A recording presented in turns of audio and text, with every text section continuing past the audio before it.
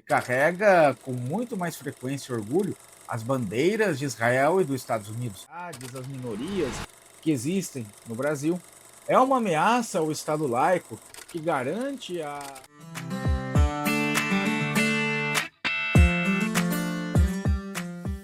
Olá, amigos. Eu tenho acompanhado a página do Instagram do Átila Nunes, um advogado que trabalha em favor das tradições afro-brasileiras, da Umbanda e também da página Batuques do Rio Grande do Sul. E ali eu vi diversos horrores cometidos contra tanto pessoas como também templos e espaços de culto. Bom, eu não sou um adepto dessas tradições, não frequento, não tenho uma ligação com elas, mas a decência humana e até o meu papel como antropólogo, né, são diversos fatores, enfim, que me obrigaram a fazer essa investigação. Então, acompanhe, porque isso aqui não é apenas algo que interessa aos adeptos dessas tradições que sofrem mais violência atualmente, mas é em relação também ao futuro do Brasil, ao nosso Estado laico, enfim. Não importa se você tem uma religião diferente ou se você não tem religião, é um ateu, esse fenômeno que denunciarei hoje, que é a teologia da dominação, ou do dominacionismo, é algo que preocupa todas as pessoas. Então, acompanhe. Policiais que invadem terreiros, médicos, enfermeiros que jogam guias de praticantes de religiões afro-brasileiras fora, pessoas que são ofendidas na rua, pessoas que com roupa de santo ou com roupas que remetem a Umbanda, guias, que não conseguem pegar um Uber. O Uber cancela quando se depara com a pessoa assim. Agressões físicas, diversas opressões e violências. E, em quase todos os casos, há evangélicos. Isso não quer dizer que a teologia do domínio, que é a responsável por essa perseguição, é algo que todos os evangélicos estão de acordo.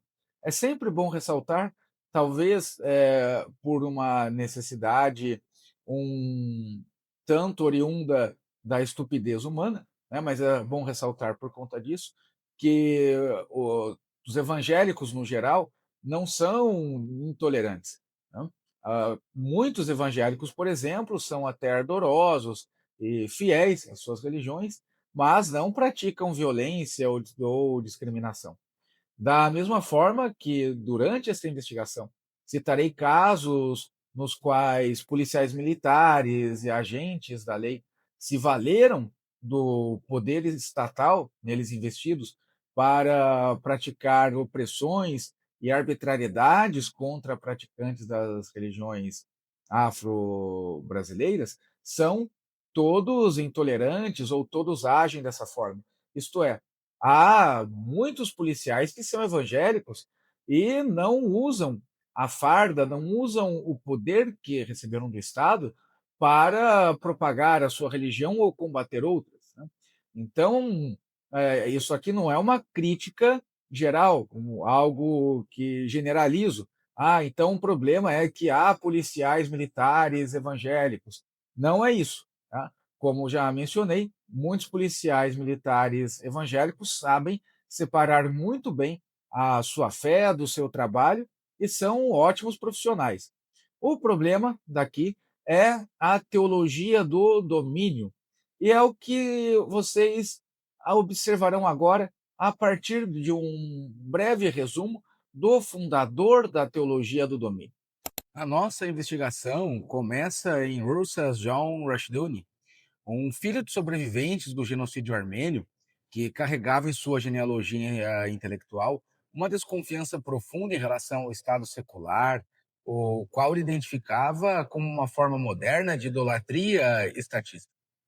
Em sua obra monumental de 1973, The Institute of Biblical Law, Rushduni operou uma revolução no pensamento cristão ao resgatar o calvinismo estrito e fundi-lo a uma visão reconstrucionista da sociedade. Para Rushduni, a democracia era uma heresia por pressupor a soberania do homem sobre a de Deus. E, em seu lugar, ele propôs o teonomismo, a aplicação integral e literal da lei divina, como a única jurisprudência legítima para a civilização humana. Como observa Michael McNeill em Dominion Theology, a tese de Rushduni estabelece que a função primordial da família e da igreja é a subjugação do Estado secular para reduzi-lo a uma função administrativa mínima, enquanto a suposta lei de Deus governaria cada aspecto da vida biopolítica da população e, além disso, também controlaria a economia, a punição criminal, a agenda cultural e também educacional. E o que os adeptos da teologia do domínio perceberam diante do que vocês acabaram de ouvir? Que a lei positiva não garante nada.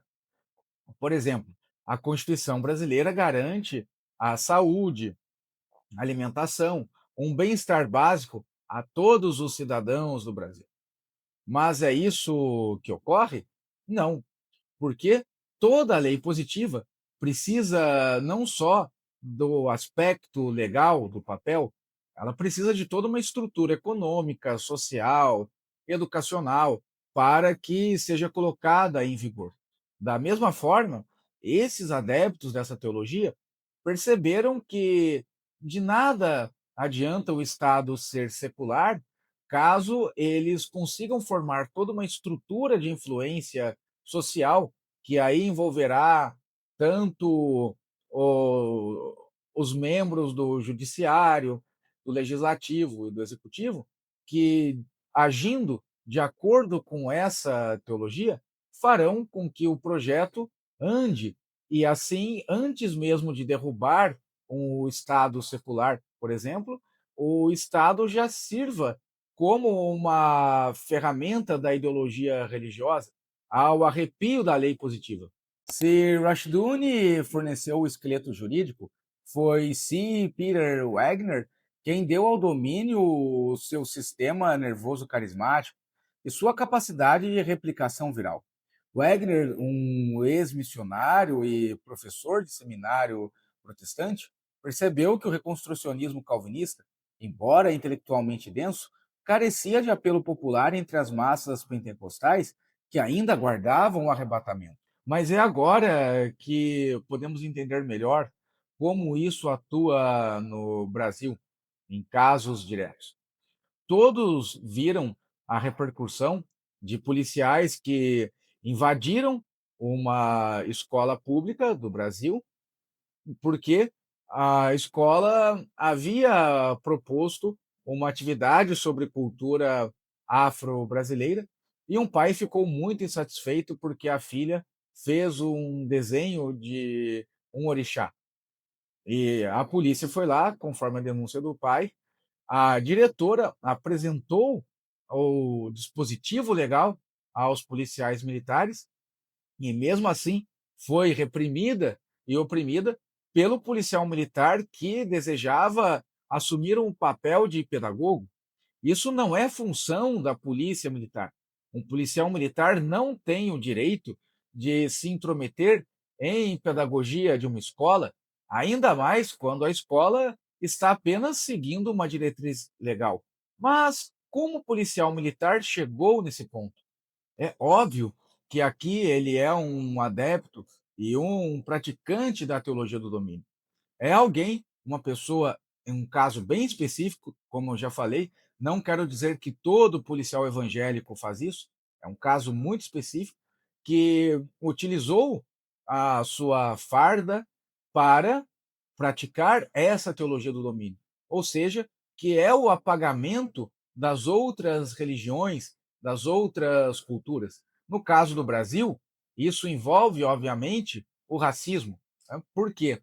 Nós não vemos no Brasil outras religiões que possuem práticas bem semelhantes ao candomblé, à Umbanda, mas obviamente outros contextos espirituais mas que possuem sim coisas semelhantes, pelo menos em relação à coisa externa, sofrendo tantas perseguições. Aqui há o elemento do racismo, não diria só do racismo religioso, não. Aqui é diretamente um problema racial, né? Mas o problema vai além disso. Quando, por exemplo, tanto um pai de uma aluna exige que a sua filha não aprenda cultura afro-brasileira, cultura indígena, outras religiões, e a própria polícia vai em favor disso, você vê como essa teologia do domínio consegue operar fora dos Estados Unidos, ou seja, é um projeto já global, sem colocar esses novos agentes, digamos, deste projeto, né, diretamente em seus institutos.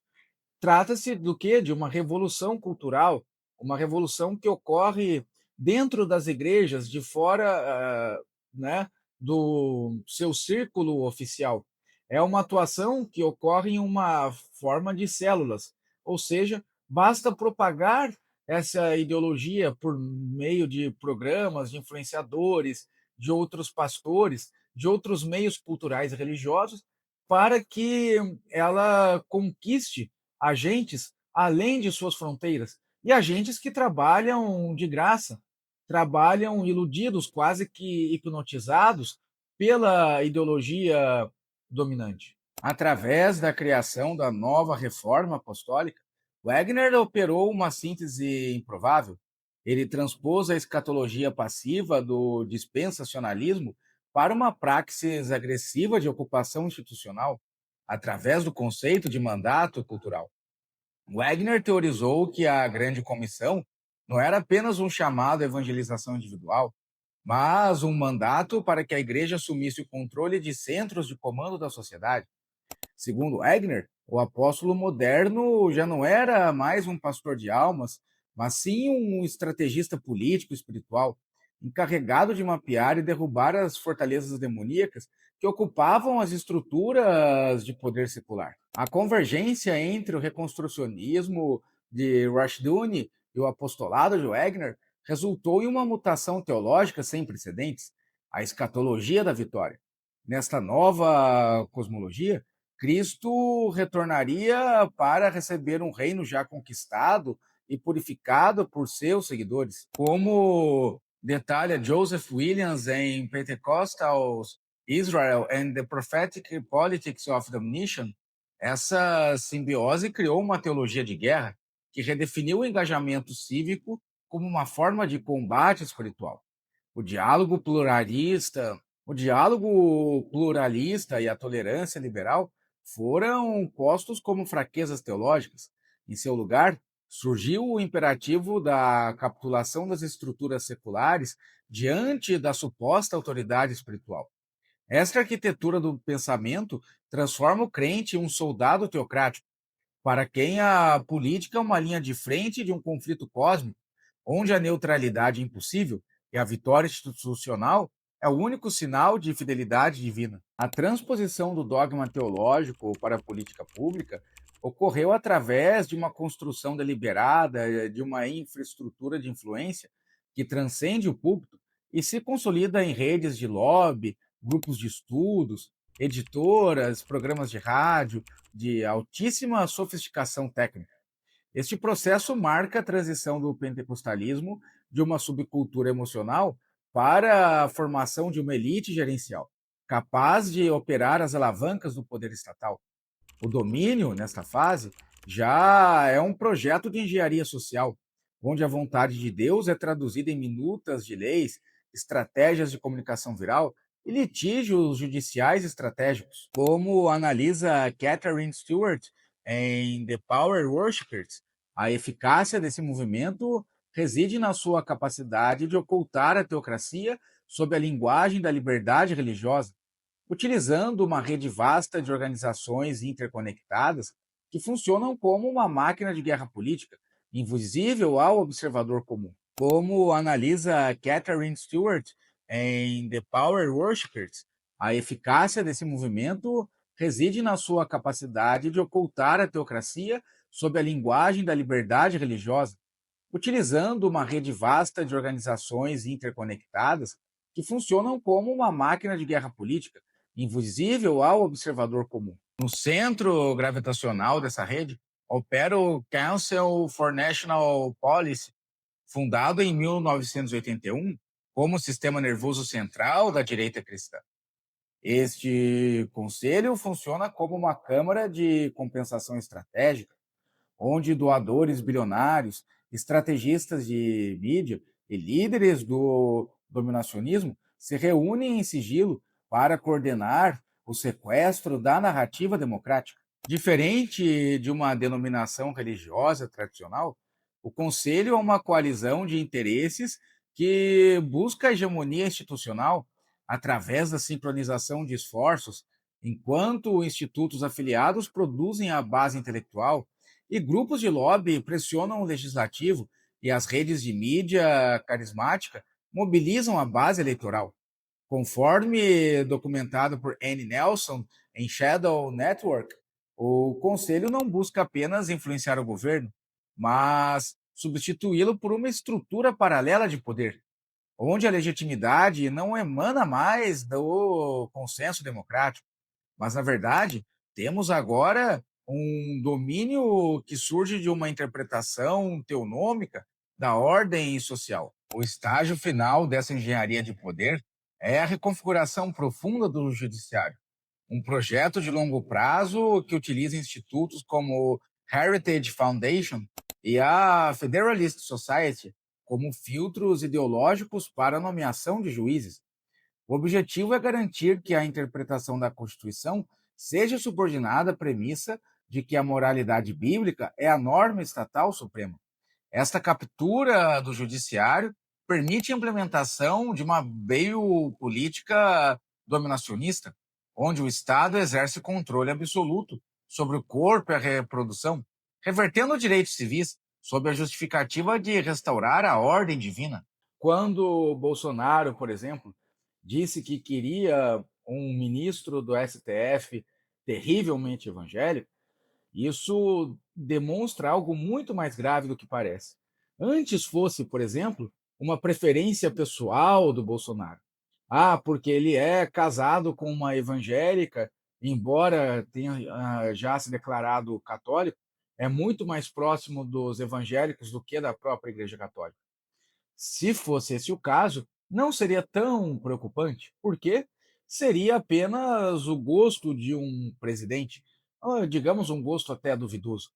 Mas o problema é muito maior do que esse, porque é isso que ocorre já nos Estados Unidos há muito tempo, desde o surgimento da teologia do domínio. A ideia de que o os adeptos da teologia do domínio devem conquistar espaços da esfera pública.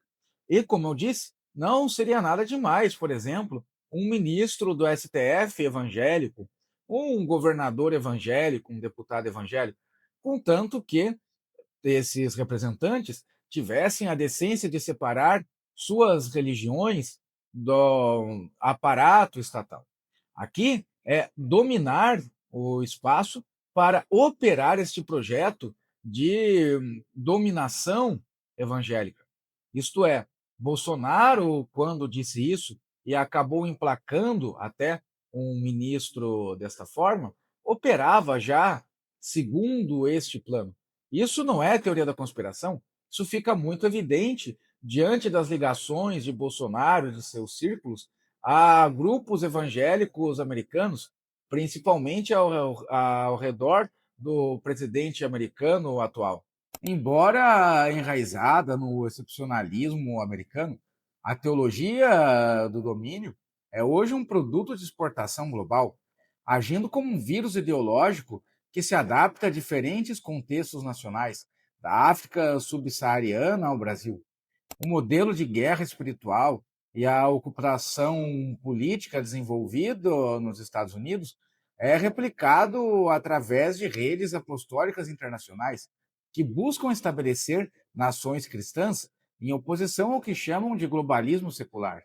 Conforme documentado por Joseph Williams no livro já citado, essa expansão global é frequentemente financiada por igrejas americanas e intermediada por uma retórica de libertação nacional contra influências liberais externas.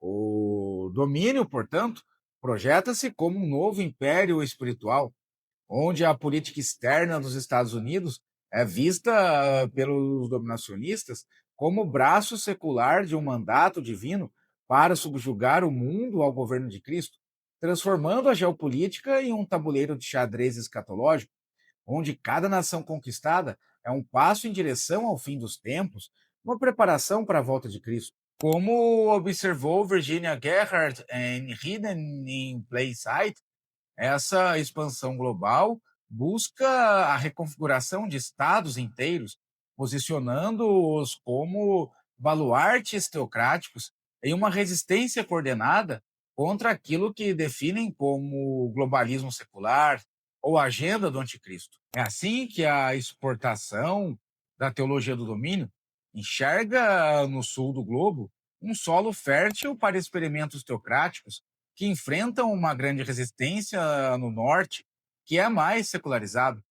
Essa mediação é articulada através de influências externas que criticam temas como os direitos humanos, pautas ambientais, de gênero e até mesmo as próprias culturas locais, encaixadas aqui como algo demoníaco, da mesma forma que, por exemplo, eles enxergam a Bíblia hebraica como uma luta dos hebreus contra os pagãos.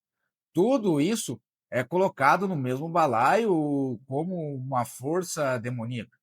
A teologia do domínio, portanto, projeta-se como um novo império espiritual, onde a ajuda financeira e o suporte estratégico americano são condicionados à adoção de uma agenda legislativa teonômica. E é assim que o Brasil emergiu como o laboratório mais avançado dessa transnacionalização, onde a simbiose entre o neopentecostalismo local e o dominionismo americano atingiu uma massa crítica de poder institucional. A adaptação do modelo da teologia do domínio americano ao contexto brasileiro permitiu a criação de frentes parlamentares que operam sob uma lógica de ocupação estatal, transformando a política externa e interna em extensões da guerra espiritual.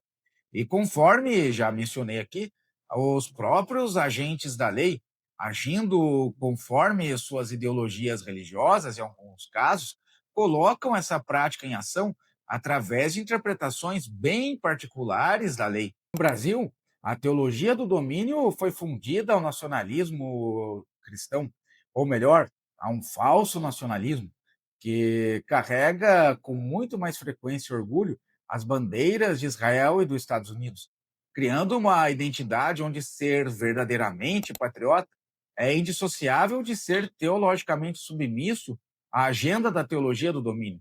Esta conexão é reforçada por intercâmbios constantes entre estrategistas americanos e líderes brasileiros, garantindo que as táticas de captura judicial e mobilização de massas sejam aplicadas com a mesma eficácia observada no solo americano, consolidando o Brasil como principal satélite do império espiritual no hemisfério sul.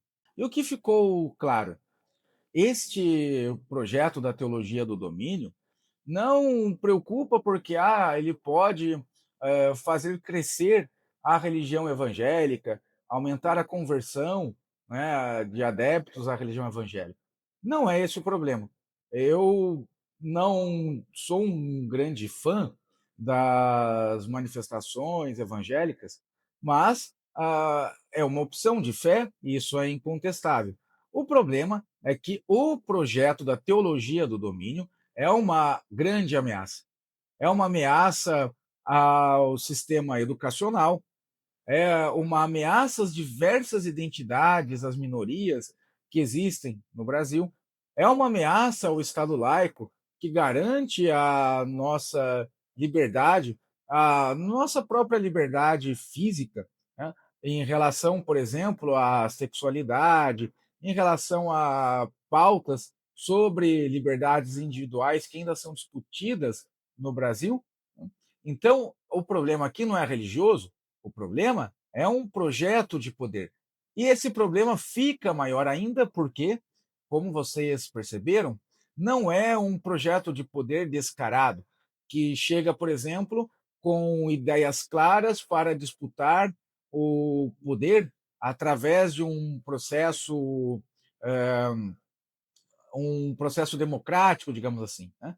Tentar fazer passar esses absurdos de uma vez, por exemplo, assumindo um partido defendendo essas pautas, para que, através das eleições, faça essas mudanças na legislação de uma forma clara e direta. Não, é uma influência discreta, altamente financiada e que atua ao arrepio da lei. É um processo cultural que mistura tanto a lavagem cerebral como diversas outras técnicas de controle para que, mesmo sem o apoio da legislação, o Estado, a sociedade, o entorno ali, né, de pessoas alcancem uma espécie de, digamos, entre aspas aqui, né, reino de Cristo na Terra. É uma derrota do Estado, é uma derrota da sociedade e a vitória de um intricado processo de dominação e de atuação teocrática. Então, espero que vocês consigam fazer uma reflexão sobre isso, né. A sociedade precisa dar uma resposta mais clara e também precisamos que as autoridades, do Brasil fiquem mais atentas e combatam a partir de dentro, né, de uma forma interna, os seus agentes que foram dominados por essa ideologia e que ameaçam a democracia e os valores seculares da nossa Constituição, da nossa legislação. Um abraço, pessoal, até a próxima.